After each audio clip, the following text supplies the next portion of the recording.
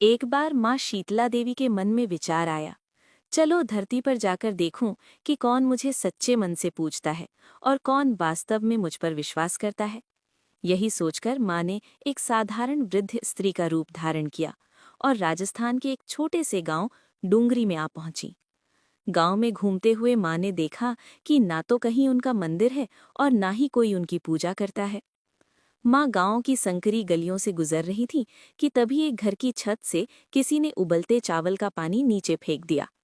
वो गर्म पानी सीधे माँ के ऊपर गिरा।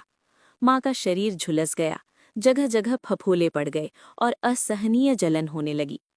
दर्द से व्याकुल होकर माँ इधर उधर भागने लगी और पुकारने लगी, कोई है जो मेरी मदद करे, मैं जल रही हूँ। लेकिन अफसोस, गांव वालों ने उनकी आवाज अनसुनी कर दी। कोई आगे नहीं आया। उसी समय एक गरीब कुम्हारिन अपने घर के बाहर बैठी थी। उसने देखा कि एक बूढ़ी माँ दर्द से कराह रही है। उसका हृदय द्रवित हो उठा। वो बोली, माँ, इधर आकर बैठो, मैं तुम्हें ठंडा पानी डालती हूँ। वो मटके से ठंडा पानी लाई और माँ के शरीर पर डाला। फिर बोली, मेरे पास रात की बनी राबड़ी और थोड़ा सा दही है, उससे आपको आराम मिलेगा। उसने स्नेहपूर्वक माँ की सेवा की। फिर देखा कि माँ के बाल बिखरे हुए हैं। कुम्हारिन बोली, माँ, तुम्हारे बाल ठीक कर देती हूँ। जब वो कंघी कर रही थी तभी उसकी नज़र माँ के सिर के पीछे छुपी एक दिव्य आंख पर पड़ी। वो घबरा गई और डरकर भागने लगी। तभी माँ ने कहा, डर मत बेटी, मैं कोई भूत प्रेत नहीं हूँ, मैं स्वयं शीतला माता हूँ। इतना कहते ही माँ अपने दिव्य स्वरूप में प्रकट हुई।